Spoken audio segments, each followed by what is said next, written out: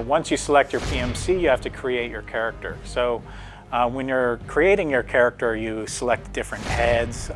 So we have several different 10 or so different heads that you can select between, and you actually choose your character's voice as well. Now, one of the unique parts about M.A.G is that each of the PMCs will have a different look to their UI. So I picked Valor, and you can see sort of the nature tones, the green tones, stone textures, barbed wire. So this kind of fits their location in Alaska, which is their home base. If I were to pick Sever or Raven, my whole UI and experience would have a completely different look to it. The music also changes based on which PMC you choose.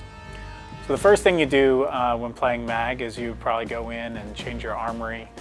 We allow up to 5 different loadouts. You can go in and customize the loadout, which weapons you want to take with you. You can select the weapon and different attachments for the weapon.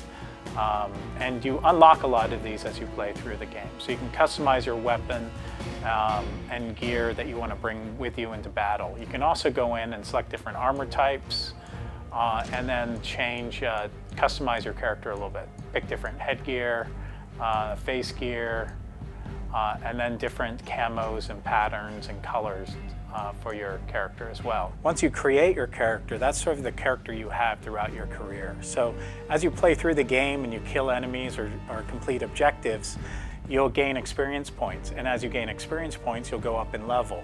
By going up in level, you'll get skill points, and you can spend these skill points to unlock new abilities, new weapons, and new attachments. So here we have the skills section in the barracks. You can see different abilities that I've unlocked as well as some that I have not. So we have lots of different areas. We have electronics, close quarters, and we don't have a fixed class-based system in M.A.G. So you can go through and unlock any of the skills and abilities you want. You are limited. You won't be able to unlock all of the skills and abilities, and you have to unlock abilities in lower tiers of each category before unlocking these skills and abilities in the higher tiers. But you're still able to select if you want to be a sniper who can also heal and resuscitate other people, or sort of create your own custom role. I do have a limited amount of equipment that I can bring in. So in the upper right-hand corner, you can see that I have a budget of 3,400 C credits, and I'm using 3,600, so I have to give something up in order to take this into battle. So when you first start playing M.A.G, you're going to be level 1, and the first thing you do is you go into training. So we have a training mode, it's offline, and there's no other players. You can go in, learn the basics of M.A.G, how to control your character, how to complete objectives, select your weapons, shoot them, fire them, all of the core basics you learn in the training. As a level 1 character, you're going to be limited with which maps and game types you can play. So first you have to play through Suppression. Suppression is a basic 64-player team deathmatch, 32 versus 32. And there's no real objectives in that one. That one's just jump in, kill other people, gain experience, go up in levels, move on. Once you get up to about level 4, you're able to go into the Sabotage game type. The Sabotage game type incorporates objectives into that. So it's a 64-player game type. There's multiple objectives. You have to go and capture 2 recon relays, communications relays, and then after you capture those, you can go in and destroy the enemy data center. The next one, the Acquisition game type. This is a 128-player game type. So with this one, it's 64 versus 64. And this is the game type where we really bring in a lot of depth to the M.A.G experience. So where the previous ones, we try to ease the user into it, just get the basics. Once they get up to a high enough level, you can go into the Acquisition game type. And this not only brings in multiple objectives, but it also brings in vehicles. It brings in squad leader tactical abilities, such as calling in airstrikes, recon UAVs, and just adds a lot of depth to the experience.